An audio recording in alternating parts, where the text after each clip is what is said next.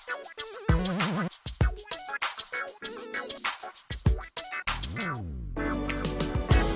you're looking for, you can find it here on the whole TV.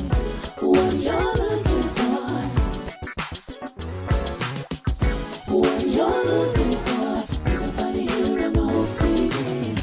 What you're looking for, whoa, welcome to the whole TV.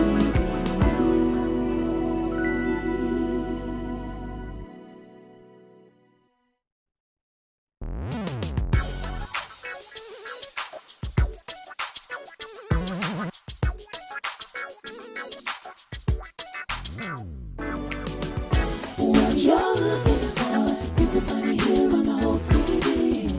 What you're looking for, what you're looking for, you can find it here on the whole TV.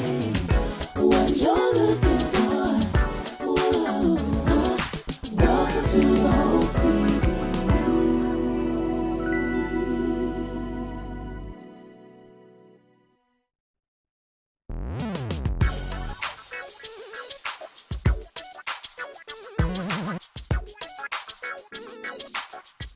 whoa, welcome to the whole TV.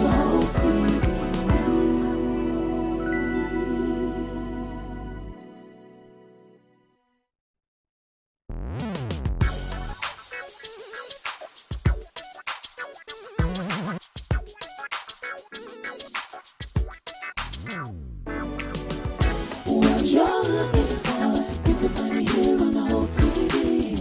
What you're looking for, what you're looking for, you can find it here on the whole TV. What you're looking for, whoa, welcome to the whole TV.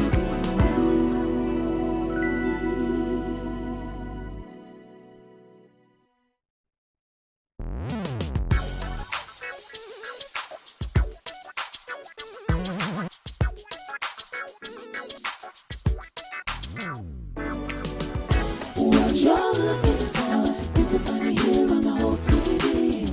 What you're looking for, whoa, welcome to the whole TV.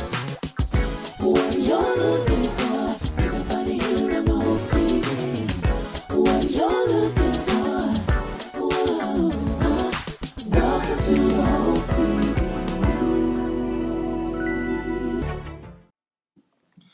What's going on, fam? This is the day the Lord has made, and we're here to rejoice and be glad in it. I want to welcome you to the Hope TV, and certainly I appreciate you for being a part of this live taping of this podcast.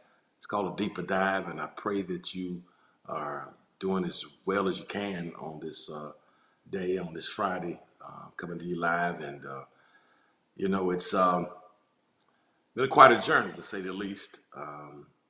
Many of us have been dealing with the effects of COVID-19, and because of the coronavirus pandemic, we started this platform called Hope TV. And our first broadcast was actually on March 19th. We were on the very front end of trying to be proactive from a faith-based perspective. And our last worship experience, a public worship experience, was on March 8th. We haven't seen our people since March the 8th. And before there was any statewide or nationwide, orders for stay at home, we were trying to get on the front end of that. And we wanted to bring some content to you. We started something for our local community here in Atlanta. And we started with a broadcast called Pastoring the Pandemic. And we've come from that one broadcast, and now we have 35 different shows that are either on air, in production, or in development. It's just an amazing thing. And your support has been incredible. And I thank you for your support, and it means a lot, especially this week. This has been a very heavy week. The pandemic has been heavy itself, but things we've seen happen the past couple of weeks, things that have happened have just even intensified the heaviness. And so your support means the world to me. And so those who are watching now, thank you for your support. If as you're watching, won't you drop us a line? Let me know the city, the state, and the country from whence you're viewing. It means the world to us. Our team takes your viewership very seriously. I take your viewership very seriously. And when you drop us the line to let us know where you're viewing from, we take that into consideration in terms of as we produce content or bring stories because we want to be relative to your demographic as well. So thank you. So if you watch on Apple TV, Roku TV, Twitch, YouTube, Twitter, Facebook, the House of Hope ATL website, the edoismith.org website, the church app, however you're viewing, I want to thank you for your viewership. It means the world to us.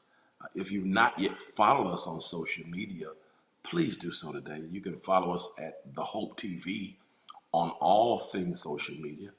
That's Instagram, Twitter, Facebook, and we have a YouTube channel at The Hope TV. And if you've not yet followed us, the House of Hope YouTube platforms, we have social media platforms. We have a YouTube channel, the House of Hope Atlanta. You can follow us on Facebook, the House of Hope Atlanta, and also on Instagram and Twitter, HOHATL. So please go ahead and do that right now. It will help us tremendously. And while you're watching, I want you to subscribe. I want you to make your comments. Please share the link too. Please share the link.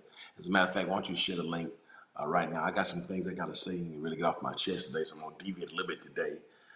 We're in this series on knowing God, and so I'm going to try to weave it in, but I got a lot to say today. I got a lot to say, and I don't have a whole lot of time to say it, but I need to just hear from you. I didn't rest well last night at all. Just in prayer and just in deep concern about America. I gotta be honest with you. This is my home. This is, of course, our native land is Africa, but America is the only home I know. You know, we've been here 400 years, and you know, when people think about America, you know, I look at America like I look at the church. You know, you have several categories of people. You have the first category I want to call them the uncritical lovers.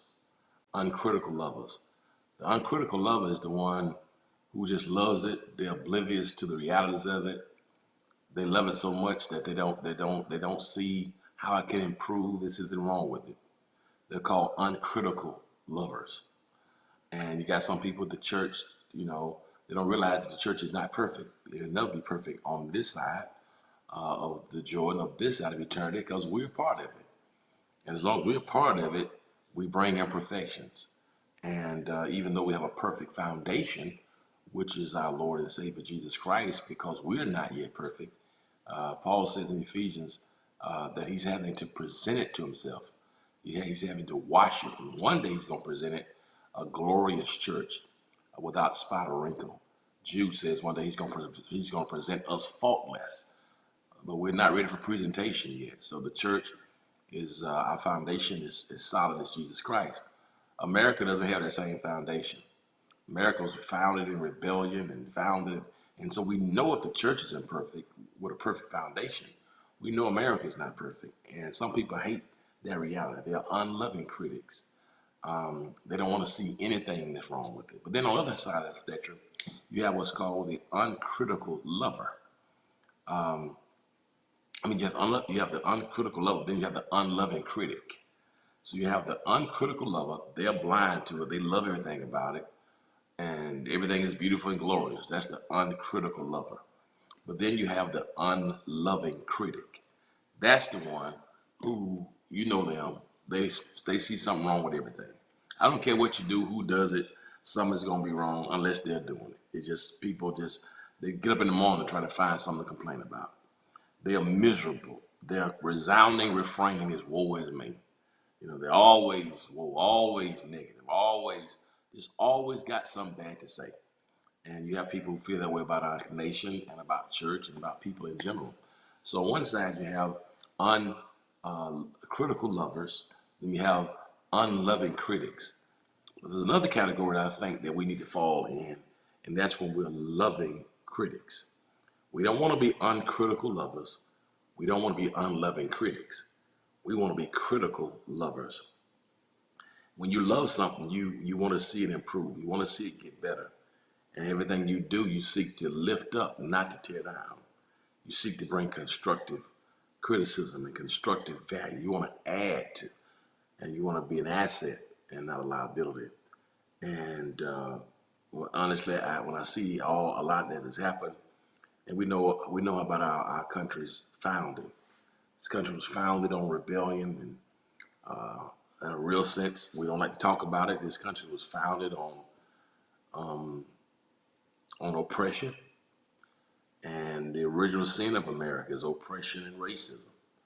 Um, as a xenophobic type of spirit that runs deep in the substratum of American development, from America's treatment, um, those those colonists who came here, and the treatment of the Native Americans, and to strip West Africans from Africa to bring them through the transatlantic, the Middle Passage, and through slavery, and Africans built this nation. Don't get it twisted. Built this nation, and dehumanize and demonize and marginalize and disenfranchise and kept in slavery and built this country. And only in 1865 was slavery abolished, but even after that, when Reconstruction started, sharecropping and others was just another form of slavery. And so when you think about, you know, America in a real sense, we're not long. We're just a few generations away from slavery. Reconstruction and then the rise of Jim Crow, Plessy versus Ferguson, Brown versus Board of Education, the Civil Rights Movement of the 50s and the 60s, the Vietnam War in the 60s. We've seen just a whole lot, even the Persian Gulf and integration of schools in the late 60s and the 70s.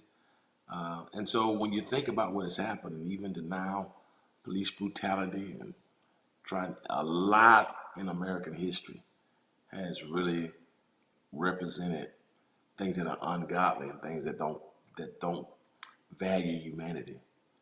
And while we've tried to make some strides and while we've been able to be educated, we know that at the heart of America, there's a major divide.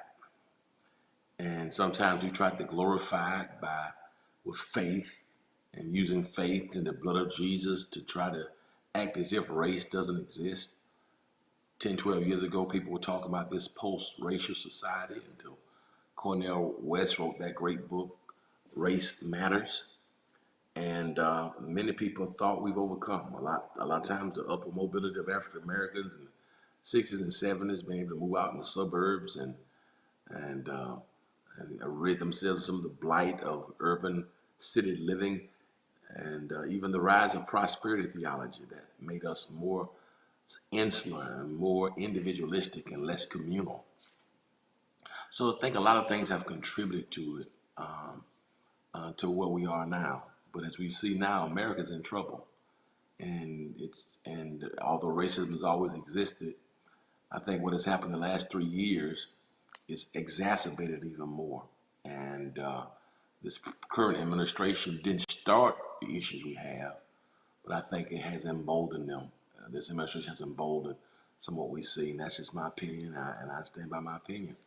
And I believe it. A lot of what is happening now in terms of policies and language and the nomenclature and the culture, it seems to be a very ungodly tone, an ungodly tenor. And of course, I think it's even emboldened what is happening. So we've been dealing with police brutality, and so people try to negate what we see in terms of laws and police brutality and social injustice by talking about things like black on black crime, or you guys haven't discussed that, not realizing that black on black crime is a thing of proximity.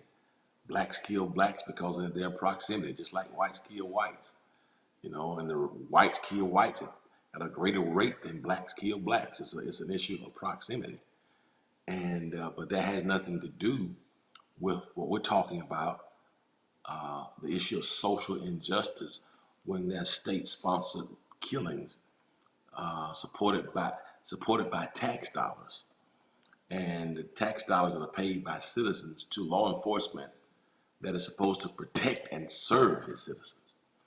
So trying to equate something that's citizen versus citizen to something that's state sponsored, and which is really problematic because even when you look at the whole history of law enforcement, when you trace law enforcement back to its origins in America, you discover that law enforcement here really started with the slave codes. The whole law enforcement system in America was really established in a real sense, not to resemble what was taking place in Great Britain, but in a real sense, law enforcement here was developed and police unions were organized for the sole purpose of capturing runaway slaves. So it really was a tool of white supremacy. Law enforcement, the police here in America, in their very infancy, it was used to help keep slaves in check. And so the very origin of law enforcement, when you study the police codes and the slave codes, it was done to help further the wage of white supremacy. And so law enforcement, just like America, at its very core, was birthed in slave codes to use as a vehicle to help perpetuate the system of disenfranchisement and marginalization to further the status quo. Not just law enforcement, but even religion. When the abolitionists and the Northern Baptists began to really speak against the ills of slavery, the Baptist convention split. The Southern Baptists really split from the Northern Baptists when you study the history for one primary reason. The Southern Baptists did not want slavery to be abolished. And so a whole denomination of Baptists split in America after the rise of Roger Williams, when you look at this history. And so the only reason why you have the Southern Baptist Convention today is because preachers and people who were part of the South did not want their slaves to be taken from them. And so you look at the history of America, it's laden in there, layers, it's very nuanced when you're trying to peel the onion to get to the core of what's happening here. And so law enforcement in its origin was used as a tool to help further perpetuate injustice, oppression, and marginalization and corruption from its very beginning. Religion was used to further the empire. Religion was used to kind of shape and warp the minds of the people so they could co-sign on political expediency. And so even, I think in 1995, I believe it was 25 years ago, the Southern Baptists finally acknowledged, in what I felt was a sterile statement, to acknowledge their role in slavery. This is in 1995, in my lifetime, when they finally acknowledged the war ended in 1865. In 1995 was the first time, 25 years ago, that Southern Baptists acknowledged that they played a role in furthering the theology that kept this wedge that we all not created in the Imago Dei. And again, religion was used to help. And why didn't they want to eradicate slavery? Why didn't those Southern Baptist preachers want to eradicate slavery? It was because it furthered the economy. And the economy was more important than humanity. And so even in scripture, they would even use the Bible. They would take Pauline passages. Paul talks about servants being obedient to the masters, when Paul was not talking about that type of cattle slavery. The language doulos was really more employee, but they even bent that and amended that and took some Old Testament passages to try to say that God had intentionally given them the leverage over one. They use even the erroneous teaching in Genesis 9 about the curse of Ham to signify that brown people were cursed by God, to use that as justification of slavery. And so the law enforcement was on the side of white supremacy. Religious dogma and philosophical presuppositions were on the side of slavery and racism. And then and then not just that, but the law was in place to give slaves 3/5 humanity. Was a way of not allowing the slave to be counted, but it still dealt with the whole issue of dehumanization. When there were redlining and blacks didn't have the right to read and write, and you think about this whole issue of riots and things that have happened and not being able to vote. coupled even the oppression of women. And so you had laws that specifically were designed. Blacks couldn't eat from the same restaurants and ride in the same buses. We're talking about in the 1960s, where we're talking about 50 plus years ago. We're not talking about a long time. All I'm trying to tell you is so much has gone into where we are now as a country. And just because we have passed some laws, we were the only group of people, African Americans, that was stripped from their homeland and brought here against our will and forced to work for a system and for people who hated us and who dehumanized us. And so what's at the core of America is a bunch of hatred, a bunch of racism, and a bunch of anger. And we thank God for great leaders who've come before us and leaders who've served. And last 60 years, we made a lot of civil rights strides because of SNCC and because of Dr. Martin Luther King and the Southern SCLC and the NAACP. We made a lot of strides and laws got signed. Nonviolent protests became a reality. And the rise of SNCC and the Nation of Islam here in America with the Honorable Elijah Muhammad and Malcolm X and now Louis Farrakhan. It had the Black Power movement with Stokely Carmichael. I can go on and on. But we're at a point now where I think people are literally tired. And there are some who have decided, when are we going to march? Why are we marching? Marching, protesting, singing "We Shall Overcome" is not working. Because now what has happened, now what is being exposed now, police brutality, it's not necessarily a new thing. It's not a new thing. It's just now Will Smith says it's now just being filmed. And my concern here is that what do we do as Christians? I've heard a few colleagues, I've been in conversations even this morning and yesterday and the day before, what is our role? What do we say? And people are saying, when they see buildings being set on fire in Minnesota and people protesting in Illinois and now in Ohio, and protests are being planned across the country. Police sinks being burned in Minnesota. And people ask me, is that wrong? What do we say is wrong? And it's not working. And it makes no sense to burn up your own stuff. I say at a certain time, pain, how long can you expect people to continue to take what they're taking? And then we say, that's not the right way. That's not the right way to do it. And while I will never condone violence, my question is to people who say what's not the right way, my question is, well, what is the right way? When Colin Kaepernick decided to take a knee against police brutality and the unjust treatment of Americans and African Americans, the president called him and others SOBs and get them off the field. And people began to hate him because they thought he was protesting America. And he was clear that his protest was against police brutality. So the question is now, so there's a problem with the burning fires that are raging in Minnesota and people throwing bottles and riots and protesters and looters or whatever you want to call them. It's really rebellion.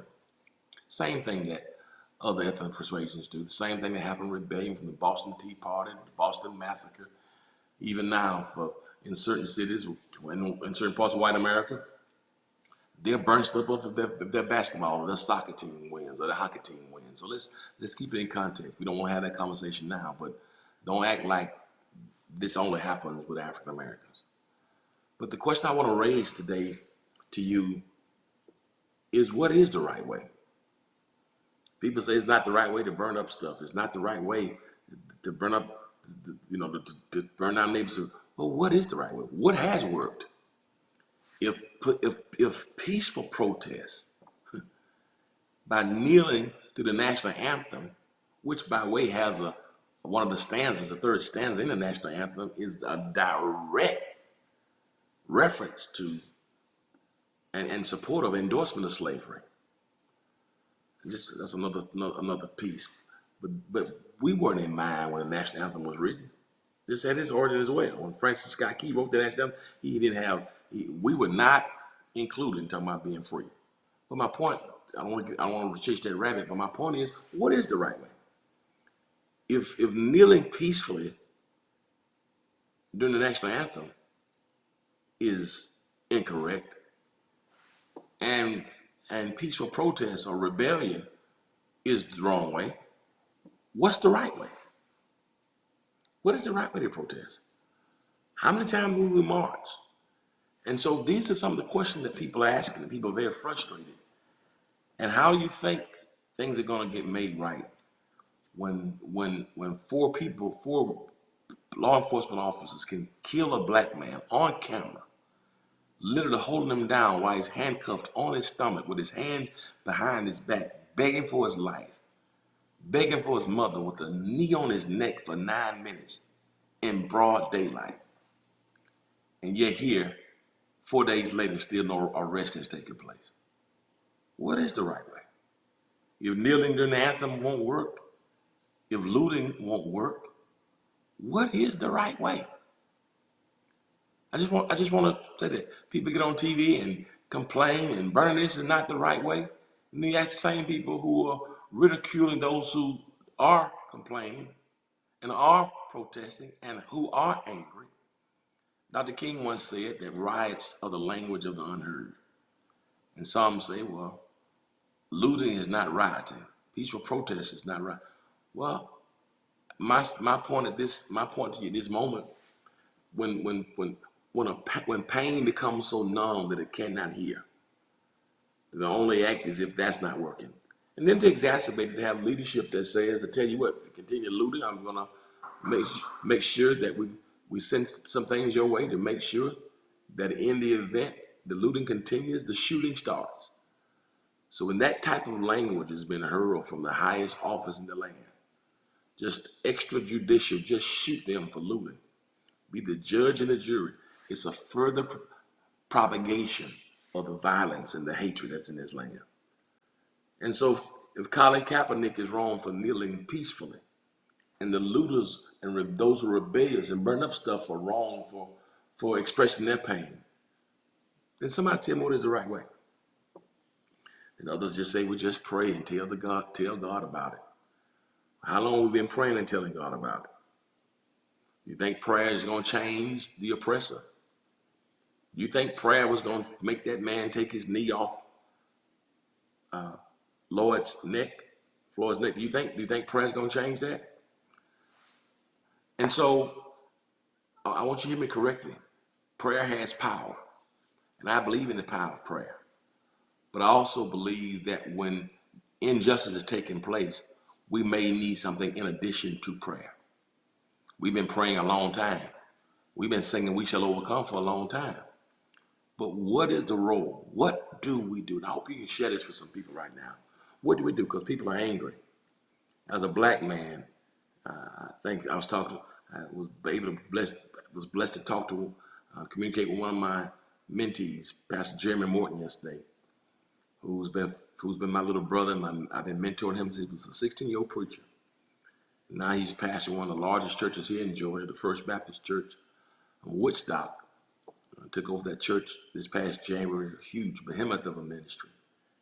And him to reach out with me in tears because he's a white brother, broken and apologizing to me, just broken and hurt, taking that type of risk because he loves me and I love him.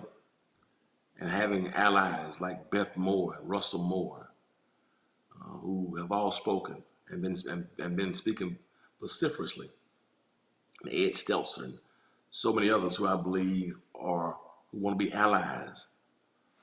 The question now, what is the right way? What do we do? As a black man, when I've been pulled over by police and treated horribly, back in October, my son and his 4 friends were shot at a restaurant, leaving a restaurant, 22 bullets shot into the vehicle. Call the police, and when I get to the scene, they're all on the ground, and the driver has handcuffs on. They've been shot at, and call the police.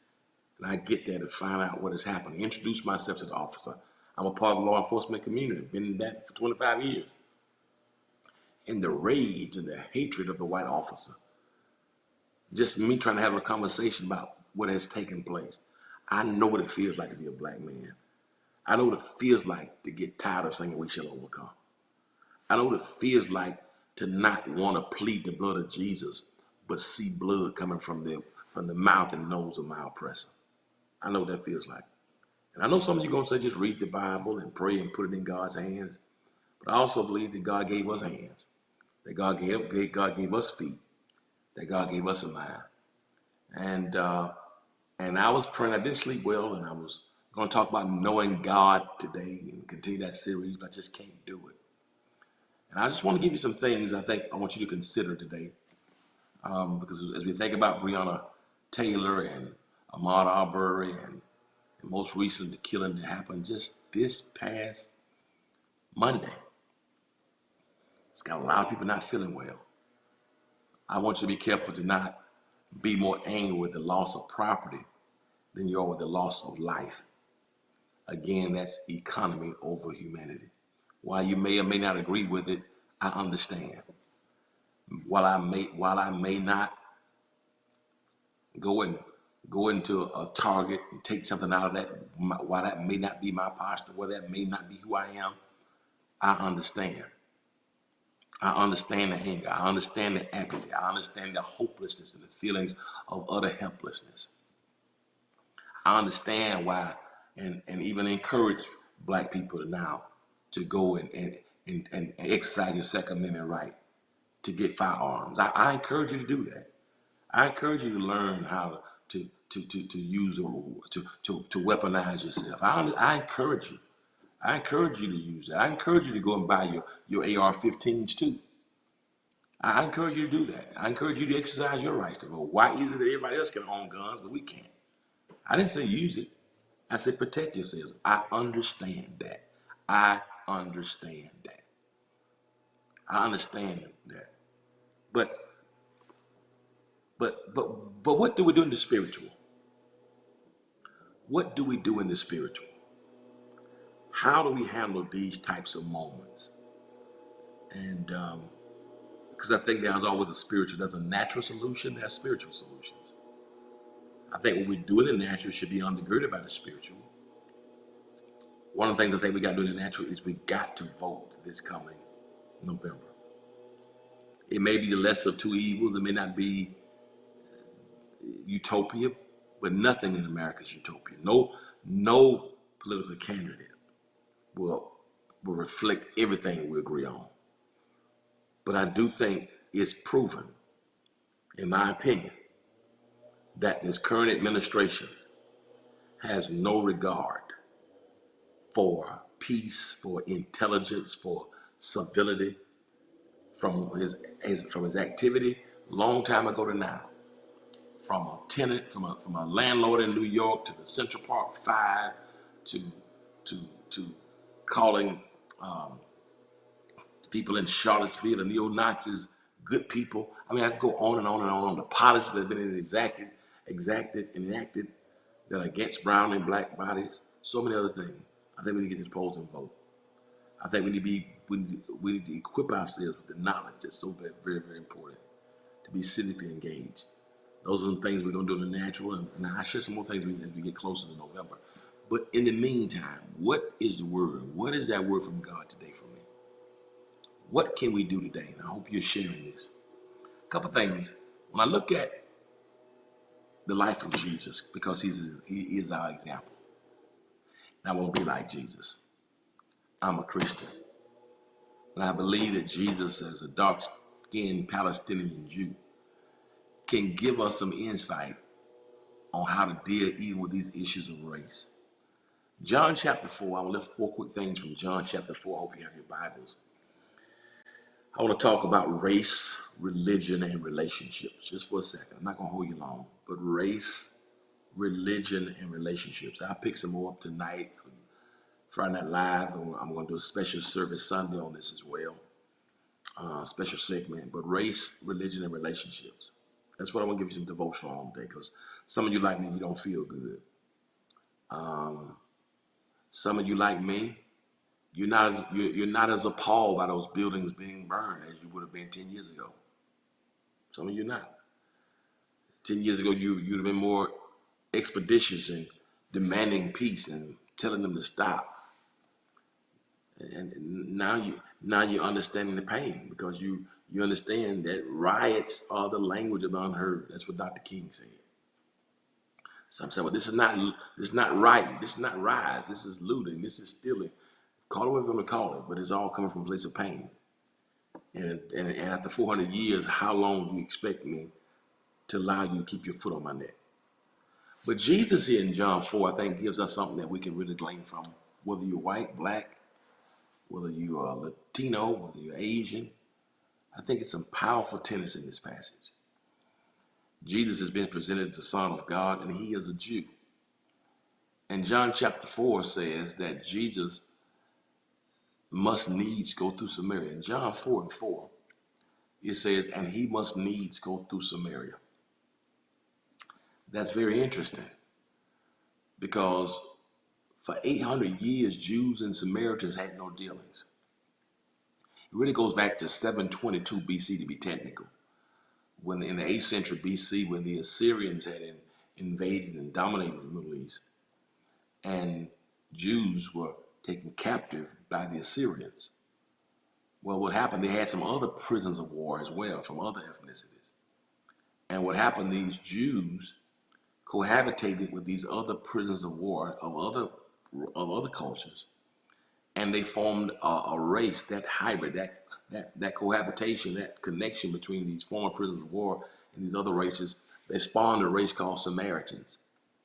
And Samaritans, if you would, they were considered crossbred. I hate to use that language, but that's how they were considered. They were mixed. And because of that, the Jews really didn't receive them. They were hated, they were despised, and so, they didn't have all the same religious beliefs. The Samaritans did believe in the Pentateuch, but they were rejected. Their skin color, their pigmentation, their culture, they were hated by the Jews. And Jews oppressed them and marginalized them and looked down on them for 800 years, literally. And a Jew would never be caught in Samaria. It was a dirty place. It was a corrupt place. It was a ghetto. The Jews saw them as thugs. But somehow, some way, Jesus, who's a Palestinian Jew with dark skin, says, I'm going through Samaria. Whether I'm taking a shorter route or taking a longer route, because they would often take the longer route if need be to avoid Samaria.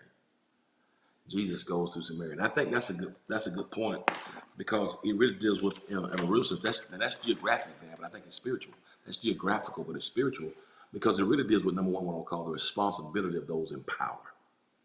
The responsibility of those in power. That's the first thing I want to talk about from that verse, the responsibility of those in power. That's the first point I want to give you, the responsibility of those in power. In this text, Jesus would be considered the race or the ethnicity or the culture that is dominant relative to the Samaritans. And what I like about it geographically, it's geographical, but it's spiritual. Notice that the Samaritan doesn't come to the Jewish territory, but the Jew goes into the Samaritan territory. I think this is a great, great lesson, because for too often in America, we place the onus of race relations on those who've been marginalized, as if we want the Samaritan, black folk or minorities, to come to the Jews to get it straight. But the reality here is the Jews, the whites, your privilege and your power, you are the one who's in the position of power. I don't care how much black folk march and sing, we shall overcome, kneel peacefully, or riot. This will not change until those in power, decide to come into the Samaritan villages. The responsibility of fixing this is not based on those who don't have the power. And so it's a great lesson. So I don't know if you're watching here, and if you've been blessed with privilege and blessed with power, stop expecting black folks to fix a problem they didn't solve, that they didn't create. Racism in America was not invented by black folk. We were brought here against our will. Black folks didn't establish the laws. Black folks didn't set up the law enforcement codes. Black folks didn't do that. And so I think what's happening is, as a black preacher, I can preach against racism all day long. But until my white counterparts get the nerve and the courage to address the powers that be and don't do what has been done always in American history, have the Franklin Grahams and to have the Jerry Falwell Jr.'s and the Robert Jeffries of First Baptist in Dallas, Texas, to lift up biblical tenets that further creates a culture that supports oligarchy and demagoguery. We need some people who speak truth to power, because many people right now, they want to maintain their power by any means necessary, to do whatever it takes just to maintain power, to get few judges in. And because of the issues of abortion, same-sex marriage, but it's about the power race. So I don't care, and that's a good word for those of us who attend these churches. If you're an African American that's moved out into a suburban village, and because the services last an hour, they have nice rooms for the youth to go to and more resources, and now you want to be a part of that church because you're too good for the black church. You got to learn to hold that place accountable. Why would you as a minority be in any place in a ministry that does not even address issues that affect your sons and your daughters? Because trust me, when your car is pulled over, they're not going to care that you go to the popping white church, to the hot white church with nice lights and sounds. It's just going to be another black person, another N-word. Doesn't matter if you graduate from Harvard or whether you're from the hood. In the eyesight of some people, you're still black. So just because you made it, that you can hobnob with those in power, until our white preachers and our white organizations begin to open up their mouths and leave the comfort and convenience and come to Samaria, nothing's going to change. And so that's what I want to say today. I'm not going to go any further. I'm going to pick this up later on because we got a lot to do today. But I want to encourage you that as you pray, that as you continue, I want to give this word out to those who empower. If you are the Jew, the one who's benefiting from the favor, the one who's benefiting from the privilege, you don't have the right to tell those who are grieving and hurting how to grieve and mourn, which is another appalling thing. For folks who've never been victimized, to tell folks who've been brutalized what we should feel and how we should feel. The rapist has no idea to tell the raped how to respond to their rape. What you need to do is shut up and keep your mouth closed. And too many of our white sisters and brothers want to look at this and tell us how to feel and how to grieve and how to mourn and what we should think and what we should feel. Until you walk a mile in our shoes, don't you ever criticize a man's steps if you ain't walked in his shoes. And that's a good word. So those of you who are in power, whether you're a white preacher, whether you're a white deacon, whether you work for a white institution, you've got to stand up. Say, I've got to go to Samaria. Because in order for the Jews and Samaritans, since the Jews have no dealing with Samaritans, it's not the job of the Samaritan to go to the Jew. The Jew has to go to the Samaritan. I know the black church is not perfect, but neither is the white church. Just because you can worship together, and just because 3 or 4 of you guys are singing in the choir, does not make that ministry multicultural. Multicultural ministry has nothing to do with how many you can entertain them. We've always entertained them. From Chicken Little to Amos and Andy. Just because you can sing the choir does not mean the ministry is multicultural. How many people are in power in that place? How many people in leadership in that place? It's easy for many of us, and I'm not propagating here racism and separatism. That's not what I'm doing. I'm just calling the fact. Many of us are going and frequenting places that have nothing to say about the issues that affect your community. But you're just going to go there in Jesus' name because I can worship here we're one nation under God. And because I'm in Jesus, there's no difference between the Jew and the Greek. Tell that to the police officer. We all one. Tell that to the law. Tell that to the 13th Amendment. Tell that to the new Jim Crow that Michelle Alexander talked about. You cannot over-spiritualize racism. Racism is real. Racism is here. Oppression is here. But today is not just incumbent upon African Americans to fix racism. Those in power We got to support our institutions. We got to support our people. And if you're in a place that does not support what you believe, why are we still singing their songs, trying to be like them in their places, and they don't say or do nothing? And just sending out a glorious tweet means nothing. What are you doing to further the cause of those who've been hurting and disenfranchised? I gotta let y'all go today, but I don't want to go too far because I don't want to end up crying or cussing because I feel like doing both. And I ain't cussed all year long, but I can. We got to learn to fix this. We got to learn to fix this.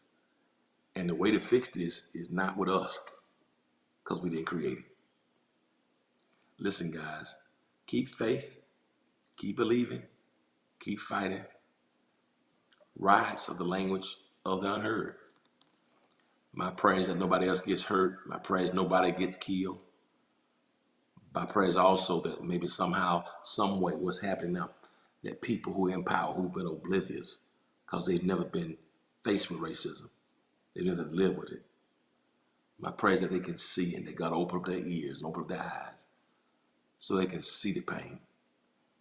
And if you can look at that man with his knee in a black man's neck for 9 minutes, and your first response is, why are you talking about this? Why are you not talking about Chicago? Let me know you're part of the problem. Yeah, you're part of the problem. It's just the Ku Klux Klan 21st century version. Because if you can dismiss death in front of your eyes to absolve you of being responsible, I believe Black Lives Matter.